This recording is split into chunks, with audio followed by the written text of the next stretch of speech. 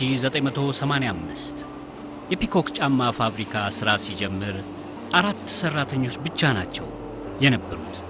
ስር የሰደዱ በርከት ያሉ ችግሮችም ነበሩበት። ኩባንያው አጠቃላይ ምርት መጠን በጣም ዝቅተኛ ነበር።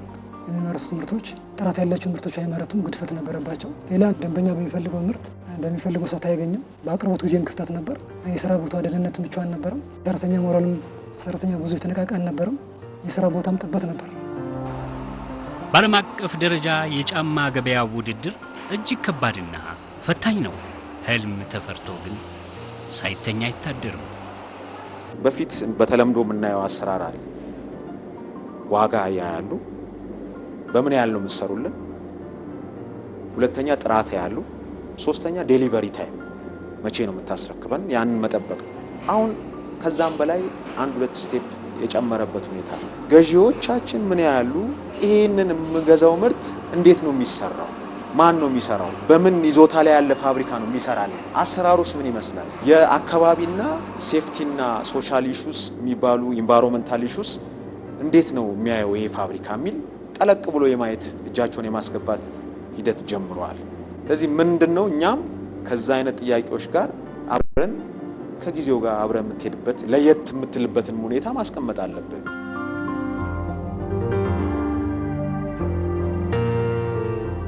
በአራት ሰራተኞች የተጀመረው ፒኮክ ጫማ ፋብሪካ ዛሬ ለ315 ዜጎች የሥራ ዕድልን ፈጥሯል። በነገራችን ላይ ፒኮክ ያለቁ ጫማዎችን አምርቶ ወደ ውጭ በመላክ ከሀገራችን የጫማ ኢንዱስትሪዎች ቀዳሚ ነው።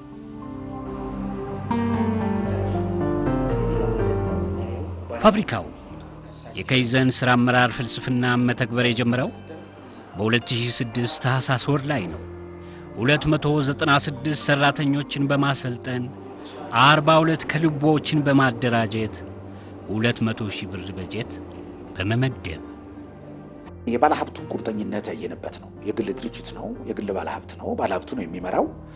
ይሄን ባለሀብት ቀርበን ስናስረዳው ለካይዘን ስለገባው ስለወሰደው ነው። አንድ ሁለተኛ ወጣት አመራር ነው ያለው። እንዳያችሁት ይሄ ወጣት አመራር ችግር ያለበት አይደለም፣ ባለሙያ ነው። መስራት ይፈልጋሉ፣ መቀየር ይፈልጋሉ። ሰራተኛውም እንዲሁ የተነቃቃ ሰራተኛ ነው። ግቢው በጣም ንጹህ ነው። ዘመናዊ የጫማ ኢንዱስትሪ ነው። አቀማመጡ ደግሞ አዲስ አበባ ውስጥ ባለው የኢንዱስትሪ መንደር ውስጥ ነው። ስለዚህ እዚህ መተግበራችንና መቀየራችን አንደኛ አካባቢውንም ይቀይርልናል።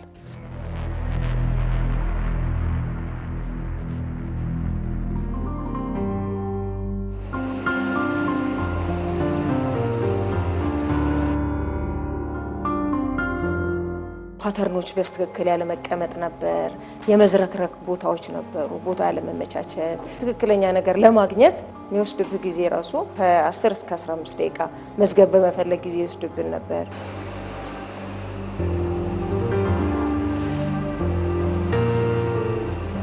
አሁን ለምሳሌ ከ10 እስከ 15 ደቂቃ የሚወስድብን የነበረውን በአንድ ደቂቃ ውስጥ የማግኘት ለውጥ አምጥተናል። የምትፈልገውን ሰው እኔ ማቀው ነኝ። አንተ አሁን አንድ ነገር ልትፈልግ ብትመጣ እዛ ቦታ ላይ ብትሄድ ወዲያው አንስተህ ልታመጣና ለኔ ልታሳየኝ በምትችለው ደረጃ ደርሰናል። በእኛ የሥራ ቦታ በሚያስፈልገን ማለት ነው። ዛሬ የምንነጋገረው ይሄንን ዲጂታል ጫማ በምን መልኩ ሰርተን ወደ ኦርደር እንደምናመጣ ነውና ከነሱ የበለጠ አሳምረን ለመስራት ዕውቀታችንም ሆነ ጉልበታችን ለዚህ ስራ ማንቆጥብ ነው። ሌላ ተጨማሪ ገበያ ለማምጣት ነው እየሰራን ያለው። ከነሱ የተሻለ ነገር አድርገን እንደምናሳይ እርግጠኛ ነኝ። ደግሞ ከዚህ የተሻለ ነገር ነው የምንሰራው። እናመሰግናለን። የመተባበር ሁኔታ አለ። እኛ የሰራነው ነገር ከስተመር እስካመጣ ድረስ ፍጥነትንም ጨምሮ በትብብር ሰርተው እንዲያመጡት ያንን ምርት ጥሩ ሆኖ ከስተመራችን እንዳይሸሽ አድርገን መስራት አለብን እና ያ ደግሞ ለኛ ትልቅ ለውጥ ነው የምለው። ጥራት የበለጠ አለ አሁን ከበፊቱ። እነዚህ አሁን የሚወርዱ ዲፌክቶች የሚወርዱ ሪጀክቶች ራሱ በጣም እየተቀረፉ ነው በአሁኑ ሰዓት።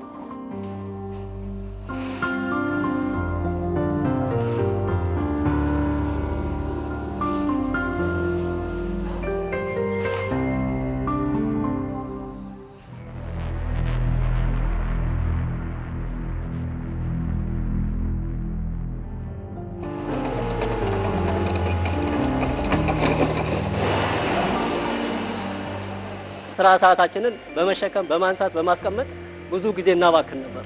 ያቀማመጥ ችግር ነበረበት፣ ያስተሳሰብ ችግር ነበር።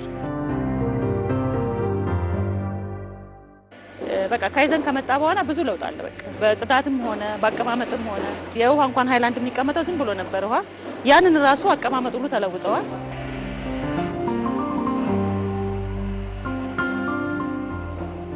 ማንም ሰው ገብቶ የስቶክ ፔፐሩን አይቶ ስቶክ ፔፐሩ ላይ ያለውን ኮድ ካየ ሺፕ ፔፐር ቱሞሮ የሚለውን ቆዳ ምን ያህል ስኩዌር ፊት እንዳለ እዛ ስቶክ ሆኖ የተቀመጠ በቀላሉ መለየት ይችላል ማለት ነው። ሌላው እንደምትመለከቱት የከቲንግ ዳይ ቢላዎች አቀማመጥ በአሁኑ ሰዓት ቀላል በሆነ መንገድ የምንፈልገውን ቢላ በቀላሉ አንስተን የመጠቀም እድሉን ያለን። ከካይዘን ትግበራ በፊት ግን እነዚህን የምታያቸው ሳጥኖች በሙሉ መሬት ላይ ተደራርበው ነበር የተቀመጡት። የምንፈልገውን ከተርዳይ ለማውጣት በጣም ረጅም ሰዓት ነበር የምንጠቀመው። ሁላችንም ስራችን ስራ ላይ ነው። በስራ ተነሳሽነትና በቁርጠኝነት ስላለን በዛ መሰረት ያንን በአግባቡ ሰርተናል። ካይዘንን ከጀመረ በጣም የሆነውን ነገር በመፍጠር ከራሳችን ተነሳሽነት አንስተን የተሻለ ግብ ለመድረስ ሀገራችን ኢትዮጵያ ብለን የምንጠራው አንድ ድርጅታችን ነው። ድርጅታችን ስናሳድገው ነው አገሩን ማሳደግ የሚያስችለው።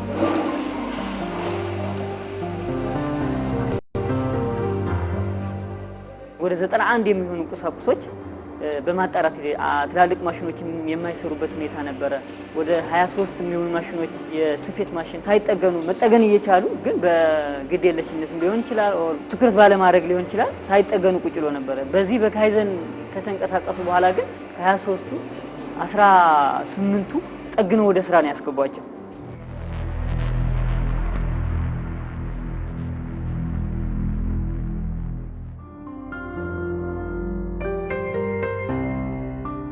በምርትም በጥራትም ያው ጥራቱም የወረደ ነገር ነው። ጥራት ከወረደ ደግሞ ምርቱም ያው በዛው ልክ የወረደ ነው እና በጣም አስቸጋሪ ነበር። አሁን ካይዘንን ከተማርን በኋላ ቦርደርና ቁጥር ነው በሳይዝ ነው የምናስቀምጣቸው እያንዳንዱን አስተካክለን ማለት ነው። የሚጠቅሙ ሆነው ነገር ግን ወደ ስራ ያልገቡ በየስራቸው የተቀመጡ ነገሮችን አስተካክለን ቦርደር አስቀምጠናል፣ ወደ ምርት ማስገብተናል።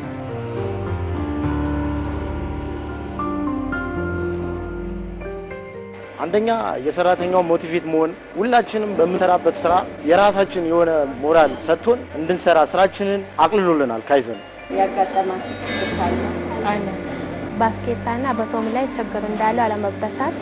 የባስኬታ ችግር አለው፣ የመበጣጠስ የመሸራረፍ። ሁለተኛ ደግሞ የመንጎል ያልተበሳ ችግር አለው። አኛ የበሳ ነው የጫማው ጥራት ተጓጎለ። የገበሩና የቆዳው እኩል አለመለጠፉ ቀዳዳውን ያዛባው ነው። እኛ በምንበሳበት ሰዓት ጊዜ ፈጅቶናል። የጓንታችን ማስቀመጫ ይሳጥን ይሰራልን ብለን ነበረ።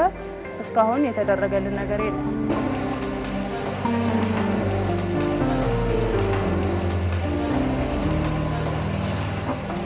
በፊት 20 እንኳን አይሄድም ነበር ይሄኛው ስራ ማለት ነው። አሁን ግን 25 እየተሰራ ነው። ሁለተኛ ነገር ደግሞ ጥራቱን የጠበቀ ስራ ነው የሚሰራው ማለት ነው። ምርትም ጨምረናል፣ ጥራትም ጨምረናል። ካይዘን ከተገበርን ጀምሮ ማለት ነው።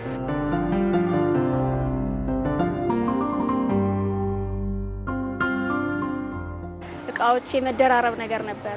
አሁን የምታየው መደርደሪያ ከብረቱ በላይ ሁሉ እቃ ይደረደራል። ያለ ማውረድ ወይ የሌላ ሰው ኃይል ጉልበት ትጠይቃለህ። የሚያወርድልኝ ኃይል እስክፈልግ ድረስ ይቆማል። 3 ደቂቃ 4 ደቂቃ። አሁን በሰከንዶች በቃ አሁን ለማንኛውም ሰው ግልጽ ነው። ማንንም አይጠይቅም።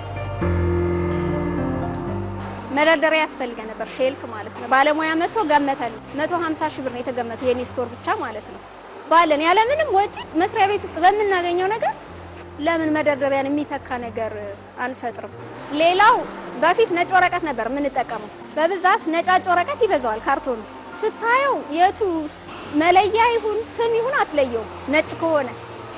ከዛ ይሄን ወረቀት አስገዛ፣ እቃዎቻችንን በየመደባቸው አስቀመጥን።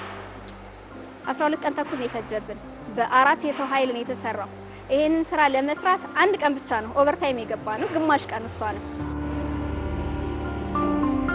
አጠቃላይ ይሄ በማጣራት ደረጃ የሰራነው ስራ ወደ 82 ሜትር ካሬ የሚሆን ትርፍ ቦታ ነው ማግኘት የተቻለው። እነዚህ አጣርተን ያስወገድንባቸው ሁኔታ ማለት ነው። ክፍሉ በራ ሰፋ። ምን ነበረ በፊት ይሄን ነገር እንዳላስብ እንዳልሰራ የከለከለኝ ምን ነበር?